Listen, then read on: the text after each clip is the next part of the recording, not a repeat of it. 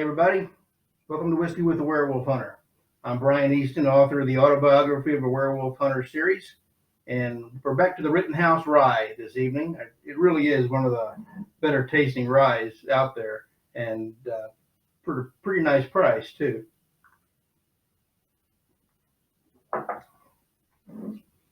Now, rye, of course, is what is Sylvester's whiskey of choice whenever he's in a bad mood, and he's pretty much always in a bad mood. He also drinks Lord Calvert, which is what his father drank, and so it has kind of a sentimental value to him in the book.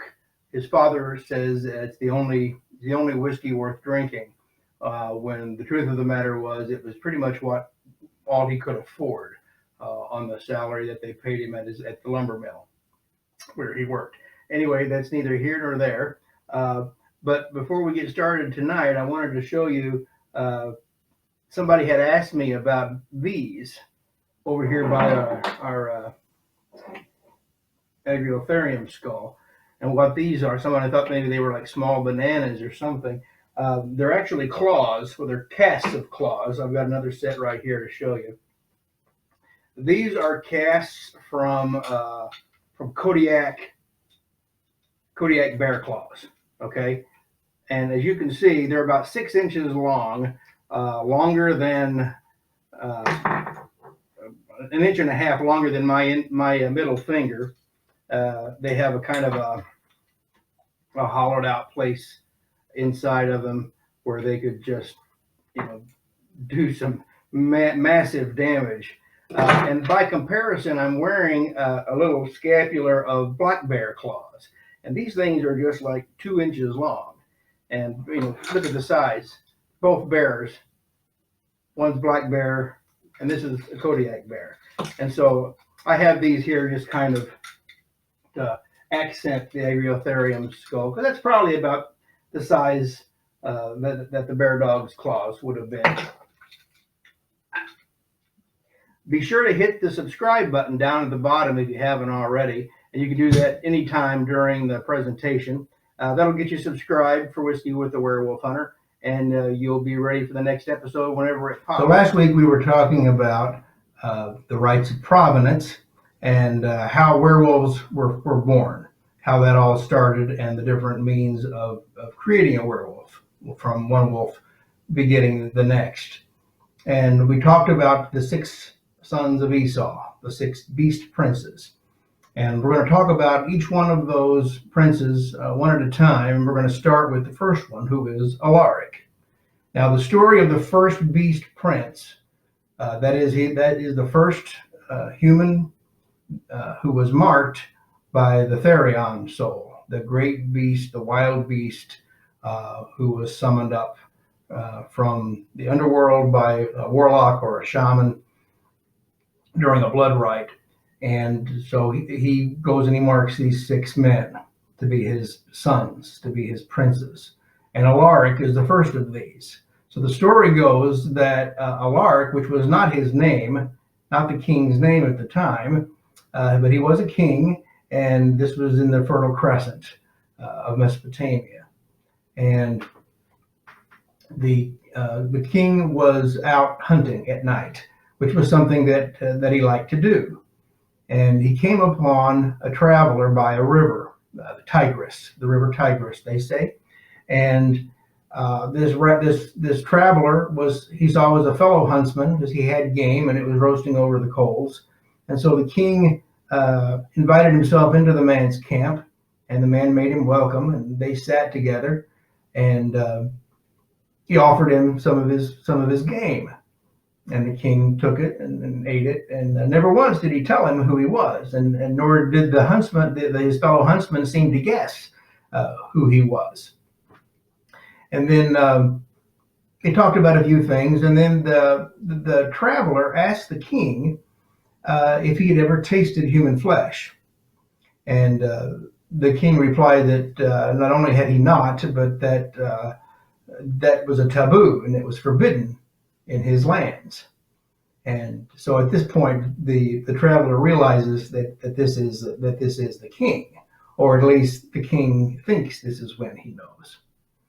And so, come to find out that this is what the traveler has just fed the king.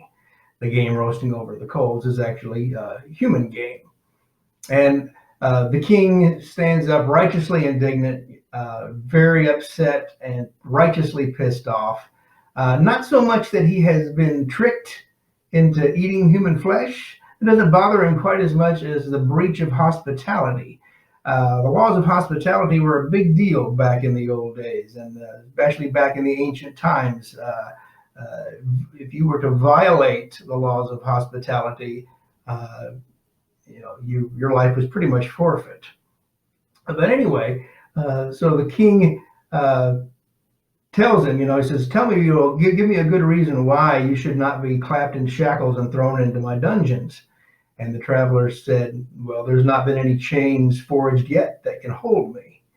And something about the way he said that, or maybe it was a look in his face, or maybe he said something else, but the king became afraid, because he realized that whoever this was he was speaking with, his fellow huntsman, was not all he seemed to be.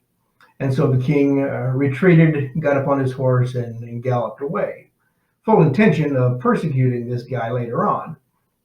Well, he doesn't get the chance, because on his way back to his keep, he and his mount are set upon by this great black beast, who takes the horse down, kills it instantly, and bites through the clavicle of the king, which is, a mortal wound. You've got the subclavian vessels right there. You bleed out in seconds and could be dead.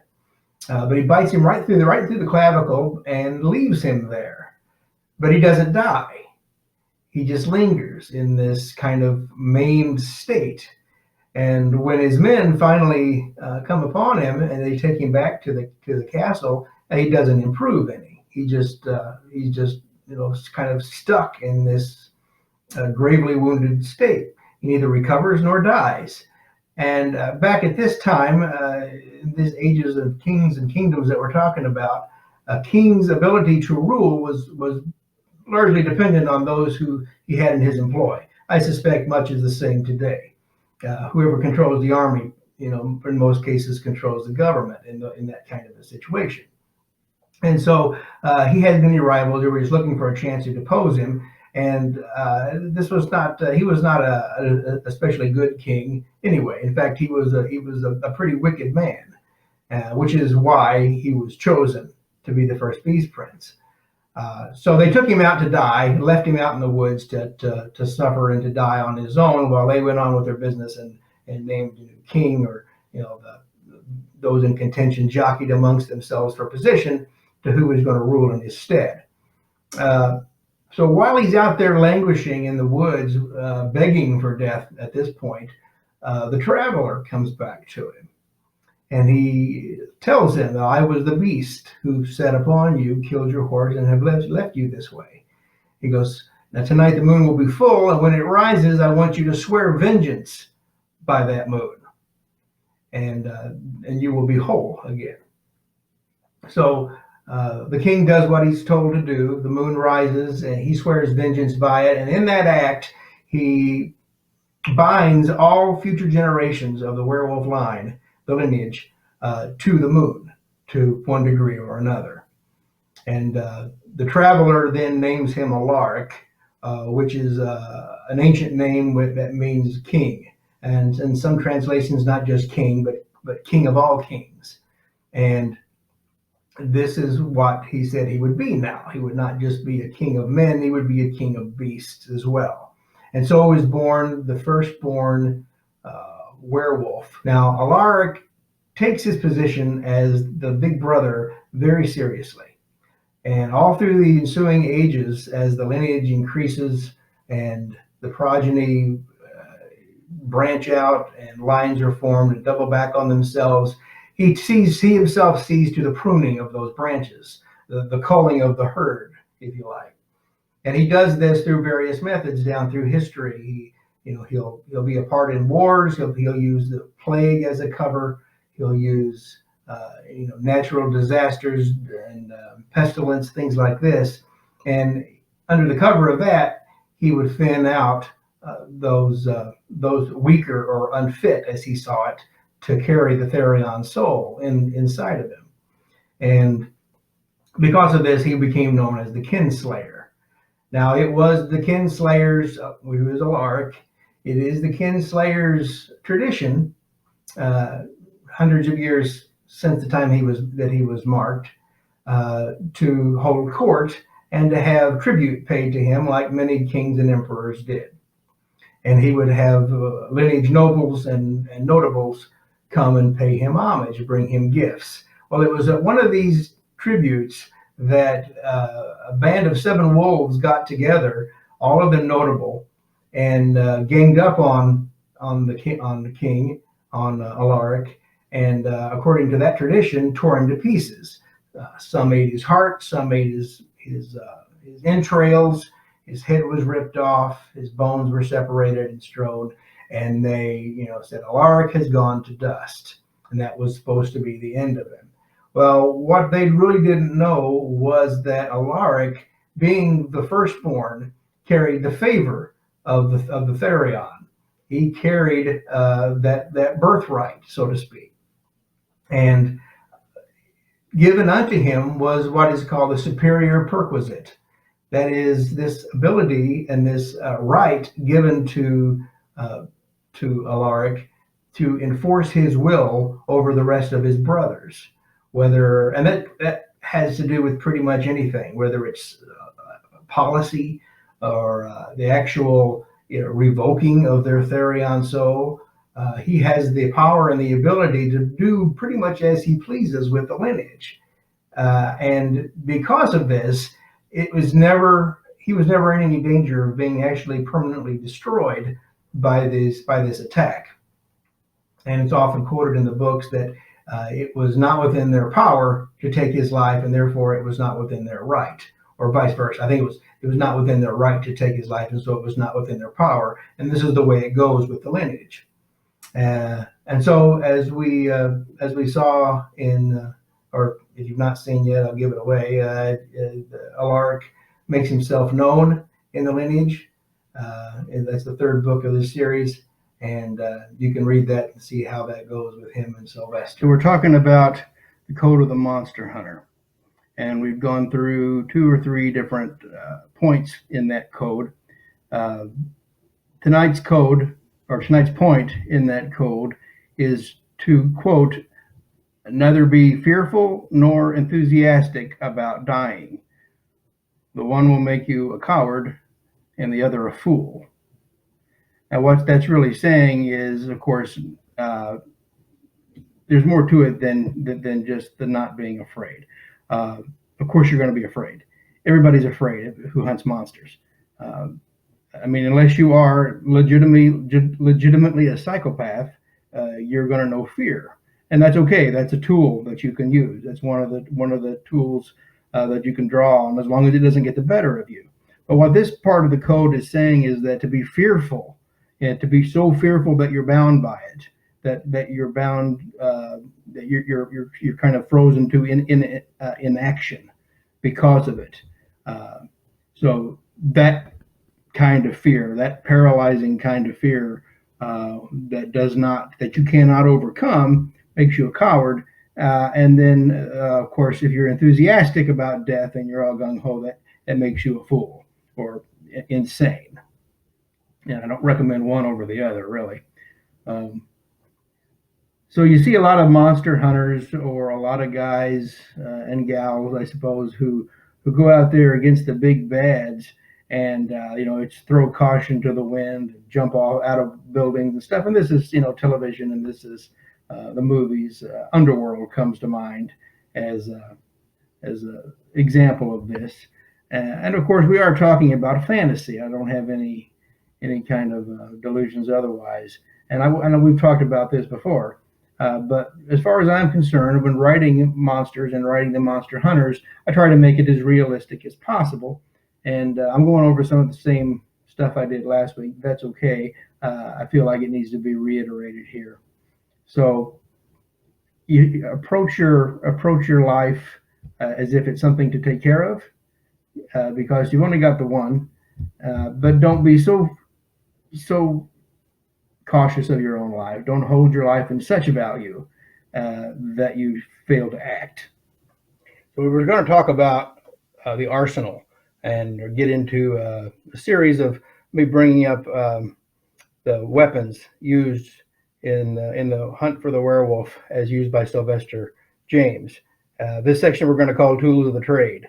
And so I'm going to start that off tonight. I'm going to start off kind of light, but going with a very rudimentary weapon in Sylvester's arsenal. In fact, one that proves to be one of the most valuable weapons that he has, and that is his Bowie knife.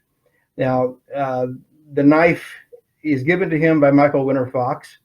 It's something that he has made during World War One, or right after World War One, I guess, in Bavaria, and he fits a crown stag handle on it, and winds up giving it to Sylvester in the first book. And Sylvester uses it to kill the Saskatchewan slasher in the first book. Now this knife has kind of evolved in my mind throughout the books, and just recently I've acquired one that an actual knife that pretty much fits the bill, I think. Now the knife is not made out of silver. This was Sylvester's mistaken assumption from the beginning because it killed the werewolf, so it's got to have some content of silver in it.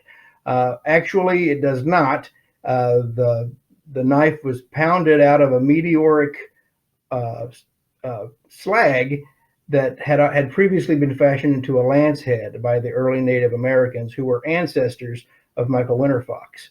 And this lance head had been passed down through the many years until it wound up with Michael, and then Michael said had it pounded into a knife blade from when he made the handle, and he gave it to Sylvester. Now, he didn't tell Sylvester any of this, what the thing was made out of.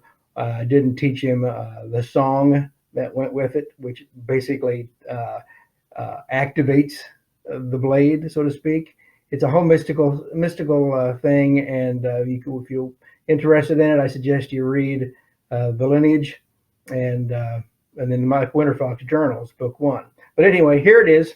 Without further ado, this is the knife that I have chosen to represent Sylvester's and Michael's Bowie knife. Now this has got an 11-inch blade. It's got a 6-inch crown stag handle on it. And it has the brass spine guard here, which really doesn't really serve much of a purpose except for aesthetically. Some people think of it as a blade catcher, where you could catch your opponent's blade with the soft brass. It's a very dubious historical notion. Anyway, the blade is actually Damascus steel or welded steel. It's got that damask raindrop pattern on it, and I chose the Damascus to represent the knife because of Sylvester's Bowie being made out of that meteoric iron. It would have some of the same waves and ripples in it that Damascus steel does, and so I just recently got a hold of this knife after having a couple that I thought might serve, but this is the one. This is the one that he uses in the book, and is the one that eventually he faces down the firstborn werewolf with in the lineage. So next week we're going to get into some more of Sylvester's weapons, and of course we'll be talking about his 45s, talk about his rifles, his shotgun, and so we'll look for that next time. That's going to about do it for us tonight. Before you go, hit that subscribe button if you haven't already. I'd appreciate it.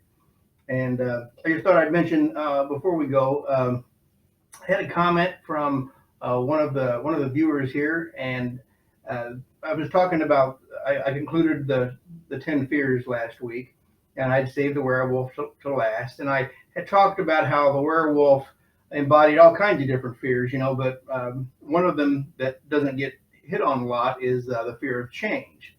And so one of our regular viewers said in the comments there on YouTube that if the werewolf embodies change, then surely the vampire is the epitome of stagnation, the lack of change, and that a person could be forgiven but for assuming that the two were natural enemies. I thought that was a good point. I had really never thought about it in those terms before. But yeah, I had always figured vampires and werewolves were enemies, and of course, recent popular cultures has borne that out as well. So I don't know. There you go. Hey, come see us at werewolfhunter.com, and any comments or questions that you might have regarding tonight's episode or any other episode that you've seen, be sure to leave them in the comment sections below, and we'll talk about it. Sure. Thanks for joining us here, and we'll see you next time.